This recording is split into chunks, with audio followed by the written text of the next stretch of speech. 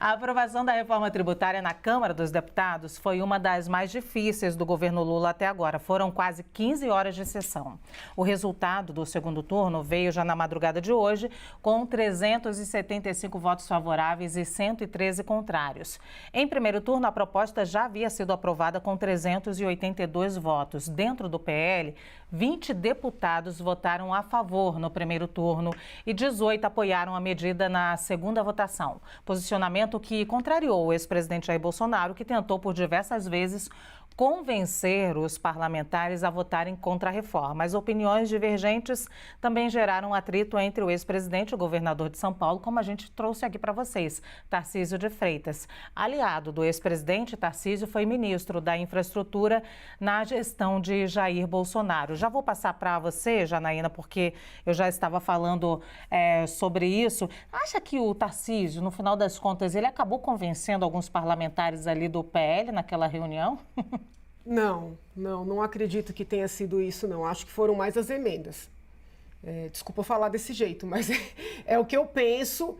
Inclusive, o presidente Bolsonaro, o ex-presidente, se iludiu muito, né, achando que o PL fosse dele. Isso aí eu avisei antes da eleição. Falei, ele vai para um partido que está acostumado a estar com o governo. Por força dos cargos, por força dos recursos. E muitos vão usar, vamos dizer, a força do bolsonarismo para serem puxados, para serem levados para dentro do Congresso e depois vão se alinhar com o presidente Lula. Isso aí eu avisei antes da eleição. Então, é uma ilusão o presidente Bolsonaro achar que o PL é dele. Olha, eu estou para dizer que a força do Bolsonaro dentro do PL está muito maior do que eu imaginava. Porque eu imaginei que ele não conseguiria sequer esse povo que está votando com ele. A força de Jair Bolsonaro? Eu falei errado? Não, você falou isso. Certo? Isso, porque veja bem, existem alguns que são bolsonaristas, tá? Mas o PL, em peso, não tem nada a ver com Bolsonaro, não tem nada a ver com direita, não tem nada a ver com bandeira, tem a ver com quem está no governo. Sem querer te interromper, mas você não acha que isso tem a ver com o Valdemar da Costa Neto dando esse cacife a Jair Bolsonaro? Mas o que queria o Valdemar da Costa Neto? Queria o peso do ex-presidente para fazer mais deputados federais, porque são os deputados federais que trazem dinheiro para o partido e tempo de TV. E agora o que ele quer? Ele quer o Bolsonaro apoiando ali para eleger prefeitos. Né? Aqui eu não estou ofendendo ninguém, estou falando como é que as coisas infelizmente funcionam. Sim. Então eu até acreditava que o presidente teria menos apoio dentro do PL do que ele está tendo. Né? Esses 20 votos, a meu sentir, não tem nada a ver com a fala do Tarcísio. O Tarcísio fez um discurso, eu compreendi o que ele quis dizer. Olha, essa é uma reforma em tese de modernização, de agilização dos negócios, que tem muito mais a ver com a direita do que com a esquerda. Se a direita fica contra, vai perder a narrativa. Nesse aspecto, eu penso que o olhar do governador é mesmo um olhar inocente. Porque, veja bem, o que adianta reduzir o número de impostos, que é o que está acontecendo mediante essa reforma, se lá no final, na hora de fazer a soma, né, da carga tributária, esses impostos numericamente menores vão render um valor maior em termos de pagamento para o contribuinte. Então, tudo bem, não, vamos ter a narrativa, como o próprio colega Tardelli agora falou, essa reforma é também do Tarcísio. Até que ponto isso é bom? Até que ponto isso é bom? Porque a carga tributária... Em que sentido que isso é bom? Porque... Não, Tardelli disse assim, Tarcísio fez um movimento de estadista e hoje a reforma é vista como muito dele também. Eu tenho grandes dúvidas a respeito do quão positivo seja isso. Positivo para quem? Para Tarcísio. Por quê? Porque é o seguinte, o povo vai perceber que a carga tributária vai aumentar. A intenção da reforma, Janaína, a intenção final da reforma não é nem ter diminuição de carga tributária. Ó, vocês estão vendo ali, são imagens de ontem, da aprovação, mas a gente já aproveita para dizer que eles já estão aí discutindo de novo lá no plenário. A intenção da reforma não é nem aumentar, nem diminuir carga tributária. Por isso eles estão fazendo ajustes aqui e ajustes ali. A intenção dita. A intenção aberta. A intenção final também. Nada, o governo vai estar aumentando claramente. Ó, hoje, o presidente da Câmara, Lira, deu uma entrevista falando que os recursos vão entrar em maior quantidade, que precisa aprovar o projeto do CARF, porque aí vai ter o voto do governo pesando mais para entrar mais dinheiro para o governo. Haddad não esconde isso, tanto é que fala que não vai desrespeitar a responsabilidade fiscal, porque apesar do governo não cortar despesas, e eles já assumiram isso, haverá maior arrecadação. Por onde haverá maior arrecadação? Por esta reforma tributária. Reparem que Lula, que é muito inteligente, goste-se dele ou não, já deu um passinho para trás. Ontem ele falou, essa reforma não é a que eu queria. Por quê? Porque ele sabe que o povo vai chiar a hora que perceber a realidade. Quem é que vai ficar como dono da reforma? Tarcísio. Não é bom. Não estou nem falando que é ruim, sob o ponto de vista do abandono do Bolsonaro, eventual abandono. Mas ser pai dessa reforma não é algo positivo, porque a reforma vai aumentar a carga tributária e cedo ou tarde as pessoas que hoje estão iludidas vão perceber. Ô, Janaína, o pessoal fica dizendo que eu sou sua fã porque te dou muito mais espaço, mas é porque você é mais eloquente mesmo Ela na não fala. tem culpa, eu tento, vocês veem. Que sou enxerida demais.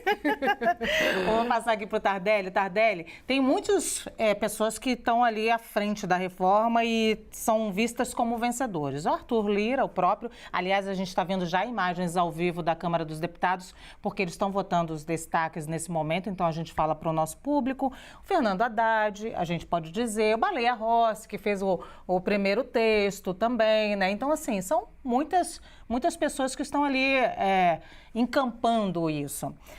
O nosso papo começou, na verdade, e o próprio Tarcísio, o nosso papo começou, na verdade, aqui porque Bolsonaro achou que tinha uma força ali, né? E ele garante, se a gente se unir, não vota.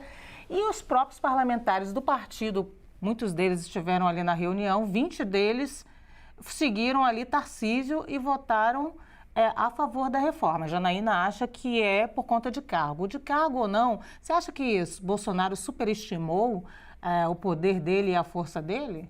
Eu não tenho dúvida. E a gente tem que pensar o seguinte. Olha, para quem que vai aumentar a carga tributária se aumentar? Quem paga a carga tributária hoje é a população de mais baixa renda. Certo? Quem não paga tributo no Brasil hoje é a população de é a micropopulação de alta renda. A reforma tributária, ela toca estou vendo aqui um dado que é trazido pelo glorioso Jornal do Brasil, que só tem edição online agora, infelizmente, né? Ai, que saudade. E eles estimam que só o IPVA de aeronaves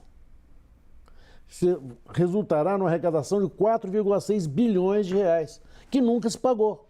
Para quem não sabe, a gente não tinha IPVA de helicóptero, por exemplo, jatinho. Então, o motorista do aplicativo, jet ski, que foi tirado pelo Bolsonaro no governo anterior dele, certo? O motorista de aplicativo tinha que pagar IPVA do carro dele. Aquele aplicativo, aquele motorista vai trabalhar 14 horas por dia. O empresário bacana, no seu helicóptero, não.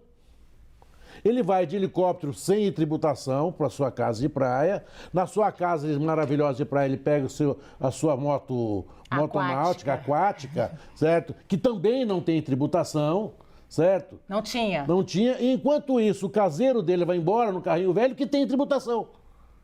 Mas isso não tem sentido algum. Isso é profundamente agressivo. Então, essa tributação tem que aumentar? Pô, tem que aumentar. Desonerou a cesta básica. A cesta básica desonerada vai implicar a diminuição do valor da cesta básica. Além do que, nós estamos esquecendo o seguinte, o caos tributário é inflacionário. No momento em que você simplifica a arrecadação tributária, você dá um passo gigante para a diminuição da inflação. Tanto assim que essa reforma tributária era cobrada pelo próprio presidente do Banco Central para diminuir a taxa de juros. Simplifica a arrecadação tributária e você diz que fala sobre os impostos que vão um em cima do outro, né? Aquele efeito cascata. E agora a gente vai ter o IVA, um imposto único pago no final. Eu acho assim que, é claro que todo mundo tem medo do novo, mas esse novo agora é um novo que vem para substituir, não o velho, o caos. O caos. O ICMS entre os estados era o caos. Né? Empresa que tinha sede em estados diferentes para pagar impostos diferentes. Né? Havia uma fraude fiscal assim, nacional, todo mundo fraudando para poder sobreviver, os estados fraudando o estado. Não, agora, o que nós temos, o que faz essa reforma tributária? Ela começa a colocar um trato civilizatório na questão arrecadatória. E, claro, o Jair Bolsonaro, que eu vou insistir, não faz política, ele destrói política. O Tarcísio fez política. Olha, vamos ver agora, vamos acertar a nossa... que essa reforma é inevitável, era inadiável. Nós estamos tentando essa reforma desde o fim do ciclo militar. Chegamos agora. A reforma não é do PT, a reforma não é do PMDB, a reforma não é do PSDB. Aliás, o governador do Rio Grande do Sul manifestou-se claramente a favor da reforma. E para finalizar, aqui também colhendo a matéria do Jornal do Brasil, o que teria irritado o Bolsonaro foi a foto de Tarcísio com Haddad. Esse é o referencial dele. Tirou foto com o Haddad, tirou foto com o meu inimigo também. Ele não está preocupado com o pacote, ele desconhece o pacote. Se a gente perguntar para o Jair Bolsonaro, você é contra o que desse pacote? Ele não sabe dizer. Ele não sabe falar. Né? Ele age com o fígado. Né? O Tarcísio agiu com a cabeça. Essa reforma, ela vai ser complicada no começo? Vai. Porque ela vai mexer, e disse a Samanta muito bem, com todo o sistema constitucional de arrecadação. Nós vamos mexer com muita coisa. Né? E essa muita coisa vai ter que ser acertada na medida em que essa coisa estiver andando. Não dá para a gente imaginar tudo que pode acontecer agora num país do tamanho do Brasil, com a complexidade tributária do tamanho do Brasil, né? E com o volume de competências tributárias do tamanho do Brasil. Né? Eu acho que é unânime aqui, não dá nem para dizer, acho que de direita e de esquerda, acho que todo mundo aqui, vocês quatro, concordam que o Brasil carecia de uma reforma tributária. Isso daí, eu acho que ninguém vai discordar, né? Colocar a gente no futuro é importante. Então, inclusive o deputado Aguinaldo Ribeiro, que é o relator da reforma, subiu ontem à tribuna para fazer propaganda da reforma, para falar sobre a reforma, fazer os agradecimentos e tentou amenizar a situação dizendo: eu comecei esse texto no governo Bolsonaro, Samanta. Eu posso acrescentar um ponto para a gente discutir? Você pode só esperar a Samanta um pouquinho. Tá. Não, mas é que talvez ela pudesse falar sobre isso. Então tá, vai. Ninguém explicou como é que vai funcionar esse Conselho Federativo. Ah, sim. É porque sabe o que acontece, Janaína? A gente está falando agora mais sobre a parte política da reforma, né? Então, porque assim, sobre é isso aí que vai pegar. Então, Mas essa é a parte política, Lu. Quem indica quem faz parte do Conselho? Sim. Olha só, deixa eu entender, mostrar aqui para vocês como é que funciona. A gente está falando da parte política aqui, começamos o tempo aqui com a briga entre Tarcísio de Freitas e Bolsonaro. Quando a gente trouxer, assim, a reforma, o texto em si, e eu acho que a gente precisa trazer isso de uma forma contundente, explicando para o público o que é cada coisa, porque senão a gente fica falando aqui e ninguém entende o que a gente está falando. Então, a gente não pode explicar do Conselho? A gente pode explicar do Conselho, mas... Porque eu acho que, assim... Aqueles municípios e aqueles estados que são independentes, minimamente independentes, vão ser prejudicados por essa reforma. E aqui não tem nenhum pensamento separatista da minha parte. Nunca fui, tá? Porque tem gente que fala, não, porque São Paulo... Não, A gente tem que explicar, o que você está tentando dizer, a gente tem que explicar para a população o que é o Conselho. Isso, essa reforma está criando algo que não existe hoje. É um conselho que recebe o nome de Conselho Federativo. Cada estado vai ter um representante. E os municípios... Vão poder indicar também seus representantes. Na verdade... Por que foi necessário o Conselho Federativo? Então, é isso que está preocupando muito. Hoje, nós temos tributos federais, tributos estaduais, tributos municipais. Essa reforma unificou os tributos federais num tributo só. E os tributos estaduais e municipais em outro. O problema é o seguinte... Os tributos estaduais e municipais que foram unificados num só não ficarão mais nos estados e nos municípios. Sim. Eles vão para federação. Para onde? Mas não é para a mão do governo, entendam isso. Para esse tal Conselho Federativo, que ninguém sabe ainda como é que vai funcionar, quem é que vai compor, quem vai eleger, quem vai indicar, quem vai votar. Então, o dinheiro que, por exemplo, ficaria no município do Rio de Janeiro, no município de Belo Horizonte, no município ali de Salvador... Todos vão para esse conselho e eles vão... para esse conselho. E eles vão redistribuir. Sim, o dinheiro que ficaria no estado de São Paulo, no Rio Grande do Sul, em Pernambuco, vai subir. Esse tal conselho é que vai deliberar quanto desse dinheiro, desse grande bolo, vai descer para cada estado. Sim. E para cada um dos mais de 5 mil municípios. Porque, Janaína, eu preciso passar para elas, mas por que isso? Porque a gente tinha uma dificuldade eterna, a nossa maior dificuldade da reforma tributária é um imposto único entre federações, estados e municípios, e como que a gente ia dividir o bolo. Nunca tinha um acordo. Então, chegaram a um acordo. Agora, forma-se um conselho e lá nesse conselho vão discutir como vão dividir. Então, mas isso é extremamente inseguro para quem é independente. Mas é democrático hoje. também, Mas é democrático, É democrático também. E por isso é que eu acho que o governador, com todo respeito a ele, se iludiu. Sabe o que não é democrático? A gente roubar o tempo da Samanta e da Gabi. Isso Jesus. não é democrático. Desculpa. Vai, Samanta. É verdade. Não, mas eu tenho as mesmas dúvidas que a Janaína tem. Você está centralizando e a dúvida é a transparência. Quais os critérios, quem vai eleger. Isso vai ficar muito complexo, até porque a gente tem cláusulas que são cláusulas pétreas na Constituição, que é o nosso regime federativo. Eu não posso tirar a autonomia do município e do estado, e quando eu falo em autonomia, não é só autonomia política, é autonomia financeira também. Então, essas cláusulas estão abertas e eu também tenho o mesmo receio da Janaína. Eu sei que o Tardelli colocou alguns aspectos, vamos cobrar imposto sobre jatinho, mas tem outras coisas que vão onerar a classe média e a classe baixa. Quando eu tenho o imposto sobre transmissão pós-mortem, que é do inventário, cumulativo, isso não vai pegar a classe alta, porque a classe alta vai fazer holding, não vai incidir esse imposto. Então, a gente tem muitas questões que precisam ser discutidas. Voltando ao aspecto político, Luciana. Sim, por favor, porque senão a gente precisa... Tudo que você falou agora, eu precisaria explicar ao nosso telespectador, senão a gente fica falando aqui entre si sem o telespectador entender. Perfeito. O que acontece? O Bolsonaro foi para um partido que era um partido do Centrão e um partido que tem dono. O PL tem dono, é o Valdemar Costa Neto, que é um craque aí na política e do Centrão. Eu também compartilho da opinião da Janaína, que eu me surpreendi com o poder que o Bolsonaro teve no PL, que eu também achei que não seria tão grande. O PL vai pensar o quê? O Bolsonaro deu para o PL algo que o Valdemar Costa Neto nunca teve, não é? Muitos deputados, muitas pessoas se filiando ao PL, que significa mais direito ao fundo, a recurso, mais tempo de TV. E o PL agora vai pensar como? Estrategicamente. Por que eles vão apoiar o prefeito aqui de São Paulo? Porque é a maior capital do país, porque ele está no governo, ele tem caixa para isso. Eles vão pensar o quê? Quero ter o maior número de prefeitos, quero ter o maior número de poder dentro do nosso sistema. E nisso o Bolsonaro está sendo útil.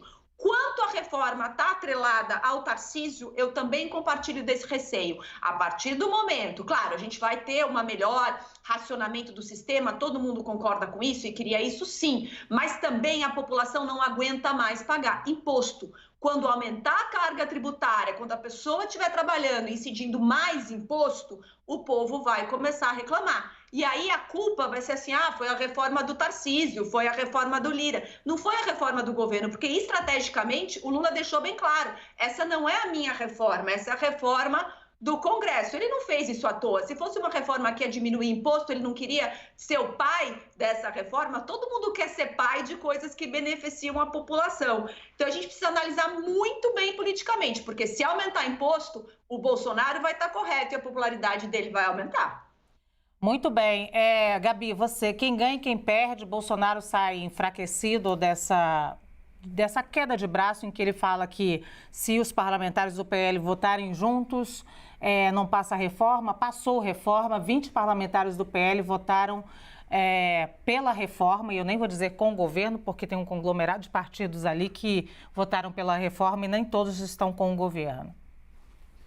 Ele sai enfraquecido porque acho que ele falou sem pensar, como a maioria das coisas que ele fala, né? Que obviamente, mesmo sem os votos desses 20 parlamentares, a reforma passou com folga, né? E por quê? Porque, como já foi dito aqui, é algo que vem sendo desejado há muitos anos, né? E vamos lembrar que a ideia dessa PEC é que muita coisa seja dada para lei complementar e o projeto que vem sendo discutido é que seja ao longo de 8 anos que aconteça uma transição, não seja tudo feito de forma assodada, mas para isso tem que ter um texto base, que é o texto da PEC. E com relação ao Conselho, para explicar um pouco, que eu vi que a Lu estava preocupada, o pessoal aqui não está sabendo o que vai acontecer, né? Vocês estão antecipando a discussão. Então eu queria só trazer um pouquinho o que vai acontecer. A gente tem muitos impostos que hoje são cobrados ao longo da cadeia, né? Então, como funciona hoje? Eles são cobrados de forma acumulativa. Então, muitas vezes isso também estimula a guerra fiscal, porque em todas as etapas da cadeia é cobrado um pouquinho de imposto e isso acaba impactando no consumidor final e o consumidor muitas vezes nem sabe o que está pagando. A ideia dessa unificação dos impostos é que eles sejam pagos somente, né, no final, no consumo, quando o serviço ou o produto é entregue. E isso fica transparente na nota fiscal. Então, existe a transparência, o que é importante, e também o Conselho, ele estimula a democracia das decisões com relação à cobrança dos impostos. Então, o que vai ser o Conselho? Como os impostos serão unificados, tanto o ICMS como o ISS serão cobrados por meio do IBS, que é o Imposto sobre Bens e Serviços, para se decidir sobre a gestão desses impostos, estados e municípios e Distrito Federal vão ter que se reunir em um conselho, porque também não dá para você deixar tudo na decisão, por exemplo, da União Federal, ou de um presidente, ou de um governador. Então, esse conselho, ele estimula que as decisões sejam tomadas de forma colegiada, com participação paritária de estados, municípios e governo. O que se está discutindo? Como é que vai ser tomada a decisão no conselho? Isso é uma etapa posterior. O Tarcísio defende que os estados mais populosos tenham um peso maior na votação, que sejam feitas votações em 3 rodadas, mas eu acho que é um pouco premeditado a gente ficar aqui criticando a reforma sem que ela tenha ali uma conotação final. Eu acho que o nosso papel deveria ser de contribuir com sugestões para aprimoramento do texto final, ao invés de já criticar esse pedido. Fica igual o Bolsonaro, né? Bater, porque tem que ser oposição, tem que bater na reforma. Nem sabe o que vai acontecer, mas vamos criticar. Samantha, Samantha, só um segundo, é que se você falar em cima da Gabi, a gente não consegue ouvir nenhuma das duas, fica algo que a gente não entende. Pode falar, Samantha. Não, só falando que essa vontade do Tarcísio foi aprovada no texto, Gabi, de que os estados que representem mais de 60% da população têm o poder de anuir ou não com a decisão do Conselho. Isso passou nesse texto de ontem. Isso foi muito... Parece democrático, porque a democracia, ela pressupõe, né, que a maioria tem um peso maior nas decisões. Os estados mais populosos são os que pagam mais imposto porque eles têm um maior consumo e a maior aquisição de produtos e serviços. Então, tem uma lógica, né? Só que eu acho que algo muito complexo, e concordo com a Lu, a gente sair falando sobre isso no final sem explicar. De repente, a CNN precisaria passar uma matéria com os trechos das mudanças para a gente poder... para não deixar o nosso telespectador confuso também.